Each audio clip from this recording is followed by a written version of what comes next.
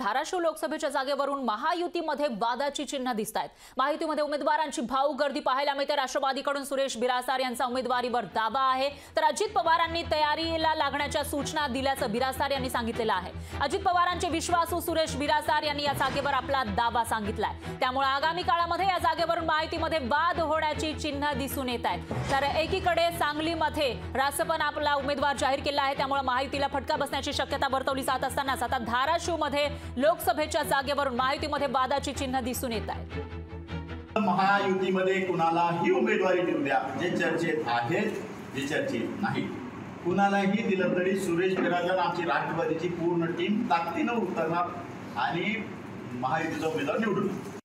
तर आपण बघितलेलं आहे बिरासार नेमकं काय म्हणतायत आणि बिरासार यांनी अजित पवारांनी आपल्याला तयारीला लागण्याच्या सूचना दिल्याचं सांगितलेलं आहे। त्यामुळे जर अजित पवारांची राष्ट्रवादी या ठिकाणावरून निवडणूक लढणार असेल तर महायुतीमधील जे इतर पक्ष आहेत त्यांचं यावर नेमकं काय म्हणणं आहे असाही सवाल या ठिकाणी उपस्थित होतोय। आणि या विषयी अधिक माहितीसाठी आपले प्रतिनिधी ओमकार कुलकर्णी हे आपल्यासोबत फोन लाईनवर जोडले गेले आहेत। ओमकार, काय सांगाल? धाराशिव लोकसभेसाठी राष्ट्रवादी अजित पवार गटाने दावा केल्याचं पाहायला मिळत आहे, तर महायुतीमधील इतर पक्षांचं नेमकं काय म्हणणं आहे आणि काय सध्याची स्थिती आहे धाराशिव लोकसभेसाठी? नक्कीच फराह, जर पाहिलं तर खासदार ओमराजे यांची जी उमेदवारी आहे ती ठाकरे गटाकडून जवळपास निश्चित मानली जात आहे। असं असताना त्यांनी विरोधकांनी आपला उमेदवार जाहीर करावा असं आवाहन दिलं होतं। यावर आता राष्ट्रवादी काँग्रेस अजित पवार गटाकडून आता त्यांना प्रत्युत्तर देण्यात आलेलं आहे। पहिलवान तयार आहे ओमराजेंना सांगा, अशा शब्दात सुरेश बिरासदार यांनी ओमराजेंना प्रत्युत्तर दिलेलं आहे। दुसरीकडे आरोग्यमंत्री तानाजी सावंत यांचे पुतणे असलेले धनंजय सावंत यांनी देखील दंड थोपटलेले आहेत। तर माजी खासदार असलेले रवींद्र गायकवाड हे देखील शिवसेनेकडून पुन्हा एकदा लोकसभा निवडणूक लढवण्यासाठी इच्छुक असल्याचं पाहायला मिळत आहे।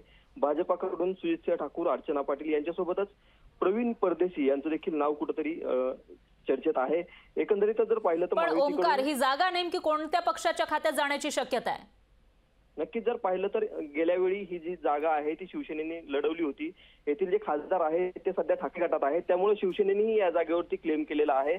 त्यामुळे आगामी काळात अजित पवार गटाने देखील आता या जागेची मागणी केलेली आहे, त्यामुळे वाद होण्याची चिन्ह कुठेतरी या जागेवरून पाहायला मिळत आहेत। खरा निश्चितच ओमकार, धन्यवाद तुम्ही दिलेल्या या सविस्तर माहितीसाठी। या विषयीची अपडेट आपण तुमच्याकडून घेत राहूयात। तर आता धाराशिवची जी लोकसभेची जागा आहे ती नेमकी कोणाच्या पारड्यात जाणार ते बघावं लागेल आणि कोणाचं नाव इथं जाहीर होणार तेही बघावं लागणार आहे। लोकशाही मराठी ऐका, पहा, जागरूक रहा।